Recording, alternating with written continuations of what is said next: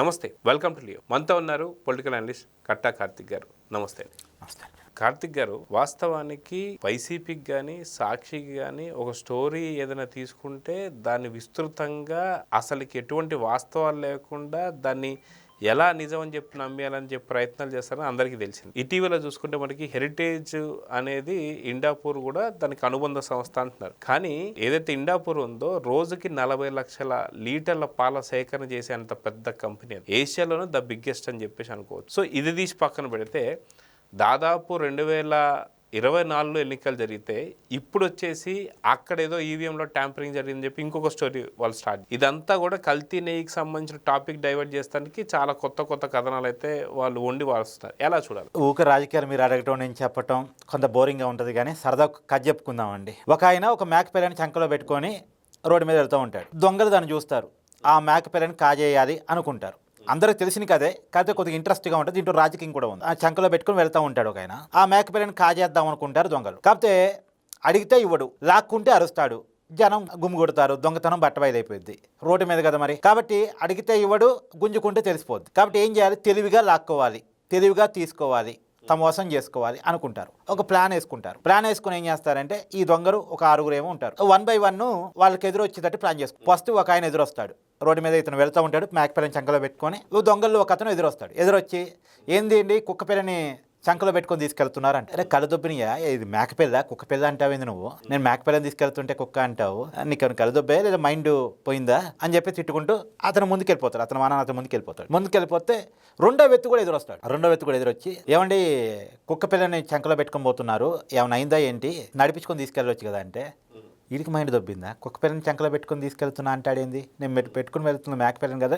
మళ్ళీ వాని కూడా తిడతాడు, మీ అందరికి బ్రెయిన్ దొబ్బిందా, ఇది మేక పిల్ల కుక్క పిల్ల అంటారేంది అని అంటే. తర్వాత మూడో వ్యక్తి కూడా ఎదురొస్తాడు. అంటే వీళ్ళంతా ఏదో ఒక పని చేసుకున్నట్టు ఉండి ఎదురొస్తుంటారు. ఎదురొచ్చి, ఏమైందండి కుక్క పిల్లకి అది చంకలో పెట్టుకొని పోతున్నారు, కరిసిద్దేమో జాగ్రత్త, మీరు జాగ్రత్తగా ఉండండి అని చెప్పేసి. ఇప్పుడు ఇద్దరి దగ్గర గట్టిగా వాదించాడు, ఇద్దరిని తిట్టాడు. మీకు కళ్ళు దొబ్బినయా, మైండ్ ఏమైనా పోయిందా, కుక్క పిల్లని అంటారేంది, మేక పిల్లని పట్టుకొని అని తిట్టాడు. మూడో వ్యక్తికి వచ్చేసరికి ఇతను డౌట్లో పడ్డాడు, అందరూ కుక్క పిల్ల అంటున్నారేంది అని. మూడో వ్యక్తిని ఆపి, ఇదిగో చూడండి ఇది మేక పిల్ల కదండి, మీరేం కుక్క పిల్ల అంటున్నారు, ఇది అరుస్తుంది చూడండి అని చెప్పేసి దాని గొంతు కూడా వినిపిస్తే, లేదండి బౌబో అంటుంది కదా, అది కుక్క పిల్ల కదా అని అతను కూడా చాలా కన్విన్సింగ్గా అంటాడు. అంటే ఇతనిలో డౌట్ మొదలైద్ది కానీ మరి కళ్ళ ముందు కనపడుతుంది అది మేక పిల్ల, కాదనుకోలేక సరేలేండి అని చెప్పేసి అతను మళ్ళీ మా చంకలో పెట్టుకుని పోతా ఉంటాడు. సరే 4వ వ్యక్తి ఎదురు వస్తుంది, ఏదండి కుక్క పిల్ల నడిపించవచ్చు కదా, ఎందుకు చంకలో పెట్టుకుని పోతున్నారని 4వ వ్యక్తి అంటాడు. 4వ వ్యక్తి అనేసరికి ఇంకా డౌట్ పెరిగింది, వీళ్ళు ఏంటి అందరూ కుక్క పిల్ల మేక పిల్ల అంటున్నారని.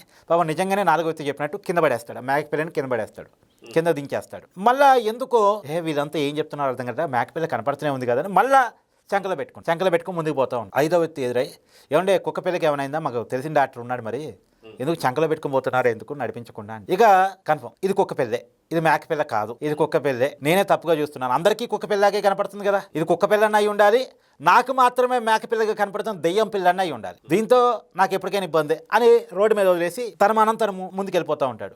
అమ్మో ఇదేదో ప్రమాదకరంగా ఉంది అని చెప్పి. అయినా సరే మళ్ళీ ఎక్కడో మూలన మేక పిల్లే కదా, వీళ్ళంతా ఎందుకు కుక్క పిల్ల అన్నారు అని ఏదో ఒక మూలన డౌట్, అందుకు వెనక్కి చూసుకుంటా ఏదో డౌట్గా వెళ్తూ ఉంటాడు. వదిలేసి పోతున్నానా అనే ఒక చిన్న బాధ ఉంటుంది కదా, డౌట్గా వెనక్కి చూసుకుని పోతూ ఉంటాడు. అంతలోకి 6వ వ్యక్తి ఎదురు వస్తాడు, ఏంటంటే కుక్క పిల్లని అట్ట వదిలేసి పోతున్నారు రోడ్డు మీద, ఏమైనా అయింది దానికి అని చెప్పాను. 6వ వ్యక్తి అనగా నీకు డౌట్ లేదు, ఇది కుక్క పిల్ల, నేను వదిలేయటమే కరెక్ట్, అమ్మ ఇదేదో నాకు ప్రమాదకరం అని చెప్పేసి స్పీడ్గా వెనక్కి చూడకుండా ముందు వెళ్ళిపోతాడు. వీళ్ళు 6 కలిసి ఈ మేక పిల్లని పట్టుకొని వీళ్ళు కోరుకొని తింటారు. సో ఒక మేక పిల్లని ఎంత కరాఖండిగా కుక్క పిల్లని నమ్మించగలిగారు. సో వైసీపీకి ఇది అలవాటైన విద్య, వైసీపీ మొదటి నుంచి ఇదే చేస్తుంది. సో వైసీపీకి తనకి ఏదన్నా బురద అంటుంది అనుకున్న, ఆ బురదను అవతల మీదకి రాసింది, ఎదురు బుకాయించింది. ఆ ఎదురు బుకాయించే క్రమంలో అవతల కూడా మాట్లాడుతూ ఉంటారు. మాట్లాడే క్రమంలో సబ్జెక్టు డైవర్షన్ చాలా క్లియర్గా చేయగలిగి మధ్యలో కొంతమంది వాళ్ళ కోసం మాట్లాడే మేధావులను తీసుకొస్తారు. ఇప్పుడు తెలకపల్లి రవి లెఫ్ట్ వింగ్ ఒక కమ్యూనిస్ట్, కొంత క్రెడిబిలిటీ, రోజు జగన్మోహన్ రెడ్డి కోసం మాట్లాడు, ఇంటర్నేషనల్ విషయాలు నేషనల్ విషయాలు మాట్లాడుతారు. జగన్మోహన్ రెడ్డి గారి కష్టం వచ్చినప్పుడు జగన్మోహన్ రెడ్డి గారు సపోర్ట్గా మాట్లాడు. సో తెలకపల్లి రవి గారు చెప్తే కొంతమంది నమ్ముతారుగా. తర్వాత మధ్యలో ప్రొఫెసర్ కే నాగేశ్వరరావు పట్టుకొస్తారు. ఆయన ఏంది లెఫ్ట్ కాదు రైట్ కాదు, కొద్దిగా అటు ఇటుగా ఉంటాడు. ఆయన చేత మాట్లాడించగానే నిజమే కదా అనుకుంటారు. మధ్యలో జర్నలిస్ట్ స్థాయి లాంటి వాళ్ళు అసలే ఉన్నారు, వారు రైట్ వింగ్. ఇట్లా వాళ్ళు మాట్లాడతారు, వాళ్ళ పేపర్లో రాస్తారు, డిజిటల్గా ప్రచారం చేస్తారు, మేధావులతో మాట్లాడిస్తారు. మొత్తంగా మధ్యలో ఉండవల్లి అరుణ్ కుమార్ ఒక ఆయన ఉన్నాడు కదా, ఆయన ఏ పార్టీ కాదు, నేను రాజీనామా చేసి రాజకీయాలకు పులుస్తా పెట్టా అని చెప్తా ఉంటాడు ఆయన.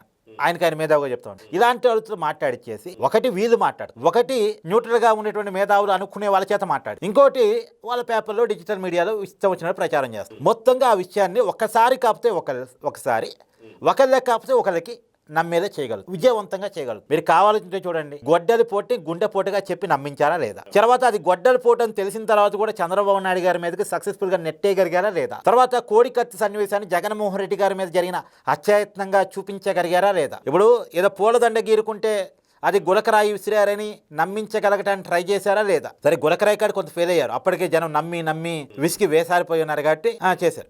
చివరికి బాబాయ్ హత్య కేసులో వైసీపీ నాయకుడు నిందితుడుగా సిబిఐ కేసు నమోదు చేసిన అవతల సునీత గారి మీదకే నేరాన్ని నెట్టగలిగారు. వాళ్ళ కుటుంబంలోని తగాదులోనే వివేకానంద రెడ్డి గారికి 2 కుటుంబాల్లోనే ఏదో ఇట్లా క్రియేట్ చేసి ఆస్తుల కోసం జరిగిన గొడవలో సునీత గారే ఏదో చేపించిందని కూడా చెప్పగలిగారు. సో చివరికి 2019 ఎన్నికల కంటే ముందు టీడీపీని ఓడించడం కోసం రేణు ఒక పింక్ డైమండ్ ని క్రియేట్ చేసి అది తిరుమల దేవస్థానం ఉండాల్సింది, శ్రీవారి దగ్గర ఉండాల్సింది చంద్రబాబు నాయుడు గారి బెడ్రూమ్లో ఉంది, బ్రాహ్మణి గారి మెడలో ఉందని ఒక దాన్ని క్రియేట్ చేసి నమ్మించగలిగారు. తర్వాత సొంత సామాజిక వర్గానికి పోలీస్ ప్రమోషన్స్ వస్తున్నాయని చెప్పగలిగి నమ్మించగలిగారు. సో ప్రధాని నమ్మించగలిగారు. తర్వాత ఇవన్నీ అబద్ధాలని వాళ్ళ అధికారంలోకి వచ్చిన తర్వాత తేలిపోయింది, ఇవన్నీ అబద్ధాలని. సో మొత్తానికి ఏంటంటే అండి, వీళ్ళు అబద్ధాలని నమ్మించడంలో దిట్టలు. ఇవాళ వాళ్ళు ఒక విషయంలో దొరికిపోయారు. తిరుమల తిరుపతి దేవస్థానంలో నకిలీ నెయ్యి వాడటం, కల్తీ కాదని నకిలీ నెయ్యి వాడటం, రసాయన మిశ్రమాన్ని 68 లక్షల కేజీల రసాయన మిశ్రమాన్ని వాడి 20 కోట్ల లడ్డూలు తయారు చేసి భక్తులకు పంపిణీ చేయడం అనేటువంటి విషయంలో వైసీపీ అడ్డంగా దొరికిపోయిన సమయంలో వైసీపీ హిందువుల ముందు దోషిగా ఉన్న సమయంలో